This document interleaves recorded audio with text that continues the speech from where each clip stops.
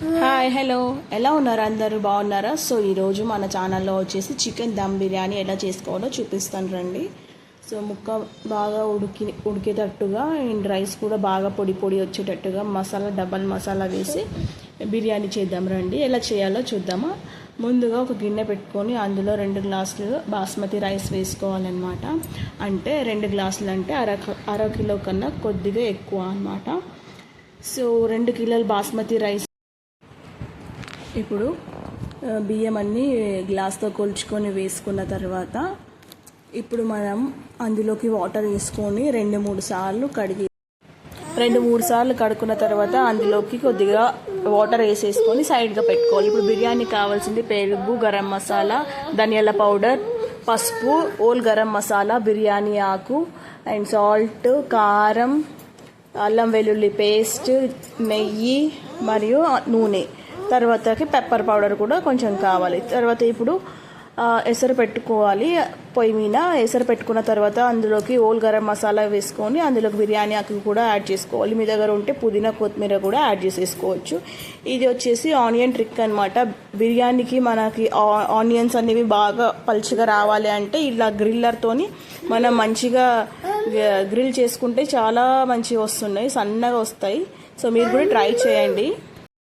ఇప్పుడు కడాయి పెట్టుకొని అందులో ఆయిల్ వేసుకొని ఆనియన్స్ని వేయించుకోవాలి. ఆనియన్స్ వేయించుకునే లోపు మనం చికెన్ మ్యారినేట్ చేసి పెట్టుకుందాం రండి.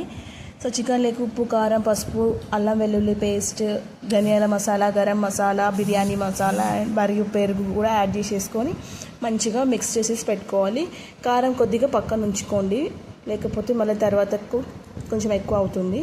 సో మళ్ళీ యాడ్ చేసుకోవాలన్నమాట కారాన్ని, అందుకే మళ్ళీ కొంచెం తీసి పక్కన పెట్టేసుకోండి. సో ఇప్పుడు ముక్కకి మంచిగా మసాలా పట్టించిన తర్వాత దీన్ని 1 గంట పాటు వేరేగా ఉంచాలన్నమాట. తర్వాతకి ఎసరు ఆగిపోయింది, కాగుతుంది అనమాట. సో ఎసరు కాగేలోపు ఆనియన్స్ కూడా ఉడుకుతున్నాయి. సో నేను చికెన్ అయితే అరగంట ముందు నానబెట్టి పెట్టాను, వీడియో కోసం మళ్ళీ యాడ్ చేశాను క్లిప్ని. సో రైస్ కూడా వేసేస్తున్నాను ఎసరులోకి. సో రైస్ 70% ఉడికిన తర్వాత దాన్ని మనం తీసి చికెన్ పైన లేయర్గా వేసుకోవాలి. సో రైస్లోకి కొంచెం సాల్ట్ని కూడా యాడ్ చేసేసుకొని మిక్స్ చేసుకోవాలి. ఇప్పుడు ఆనియన్స్ కొంచెం కలర్ మారుతున్నాయి. సో ఆనియన్స్ అయితే మంచిగా ఫ్రై అయిపోయాయి అన్నమాట. సో కొంచెం ఎర్రగానే కాల్చుకోండి. ఇప్పుడు కొంచెం తీసి పెట్టుకున్న కారాన్ని మరి చికెన్ పైన ఇలా యాడ్ చేసేసుకోవాలి. తర్వాతకి దానిపైననే కొద్దిగా పెప్పర్ పౌడర్ని కూడా యాడ్ చేసుకోవాలి. ఇప్పుడు దానిపైన మనం ఆనియన్స్ని వేయించి పెట్టుకున్న ఆయిల్ ఉంటుంది కదా. సో ఆయిల్ వేడిగా ఉన్నప్పుడు ఈ కారం, ఈ పెప్పర్ పౌడర్ పైన మనం యాడ్ చేసుకోవాలి. సో టేస్ట్ అయితే చాలా బాగుంటుంది, తందూరి ఫ్లేవర్ వస్తుందన్నమాట. సో ఇప్పుడు యాడ్ చేసేసుకొని దాన్ని కొంచెం గరిటెతోన మంచిగా మిక్స్ చేసుకోవాలి.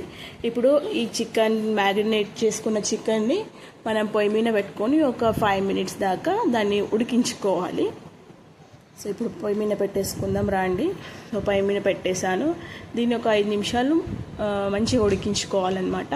అప్పుడే చికెన్ అనేది సాఫ్ట్గా వస్తుంది బిర్యానీలో. ఈలోపు రైస్ కూడా ఉడుకుతుంది. సో గ్రేవీ కూడా మంచిగా వస్తుంది ఇలా కొంచెం ఉడికించుకుంటే.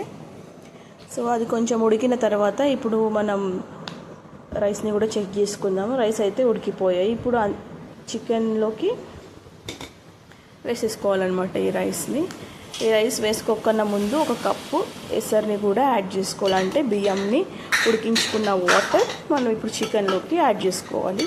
సో చికెన్లోకి యాడ్ చేసుకున్న తర్వాత కొంచెం కలపాలి. కలిపిన తర్వాత లో ఫ్లేమ్ పెట్టుకొని ఈ ముందుగానే 70% ఉడికించుకున్న రైస్ని 1 లేయర్గా యాడ్ చేసుకోవాలి.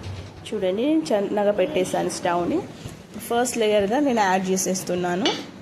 సో ఫస్ట్ లేయర్ రైస్ని యాడ్ చేసిన తర్వాత కొంచెం గరిటెతోని దాన్ని సెట్ చేయాలన్నమాట. ఇప్పుడు మిగతా రైస్ని కూడా యాడ్ చేసుకుందాం. ఫస్ట్ లేయర్ మీద కొంచెం మనం ఆనియన్స్ని, కొత్తిమీర, పుదీనాను కూడా యాడ్ చేసుకోండి. నా దగ్గర ఇప్పుడు అవైలబుల్గా లేదు, నేను యాడ్ చేసుకోలేదు. సో సెకండ్ లేయర్ని కూడా రైస్ని యాడ్ చేసేసుకున్నాను. దాన్ని కూడా మంచిగా సెట్ చేసిన తర్వాత అందులోకి లెమన్ జ్యూస్ని వేస్తున్నాను. 1 లెమన్ వేసుకున్నాను. ఇప్పుడు మరి 1 కప్పు ఎసర్ని అంటే ముందుగా రైస్ ఉడికించి పెట్టుకున్న వాటర్ని యాడ్ చేస్తున్నాను. తర్వాతకి ఫ్రైడ్ ఆనియన్స్, కంపల్సరీ బిర్యానీలోకి ఫ్రైడ్ ఆనియన్స్ ఉండాలి.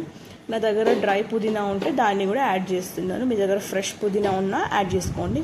ఇప్పుడు 3 to 4 టేబుల్ స్పూన్స్ ఆఫ్ గీని కూడా యాడ్ చేసుకోండి. ఇది చిన్న స్పూన్ ఉన్నందువల్ల నేను కొంచెం ఎక్కువగానే యాడ్ చేసేసుకున్నాను. సో 4 స్పూన్ అయితే సరిపోతుంది. ఇప్పుడు దాన్ని దమ్ చేసుకోవాలంటే ప్లేట్ని క్లోజ్ చేసేసి దానిపైన ఏదైనా బరువుని పెట్టుకోవాలి. నేనైతే ఇలా పెనాంని పెట్టుకున్నాను.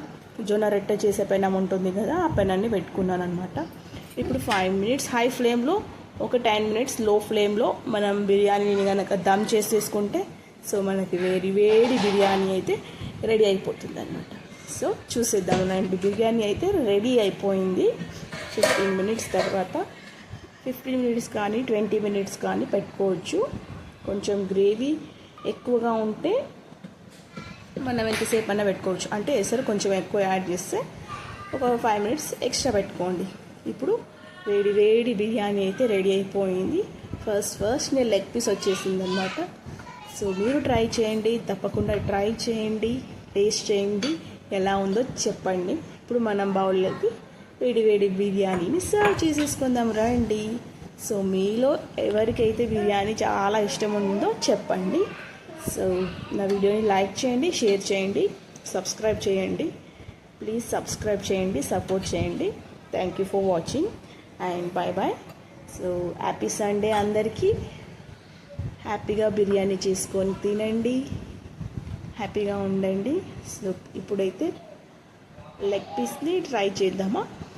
సో చికెన్ పీస్ని కూడా చూపిస్తాను ఎంత సాఫ్ట్గా ఉడికిందో అని చెప్పేసి. చూడండి, చాలా సాఫ్ట్గా ఉడికిపోయిందనమాట చికెన్. సో బిర్యానీ అయితే చాలా బాగుంది, టేస్టీగా ఉంది. బాయ్.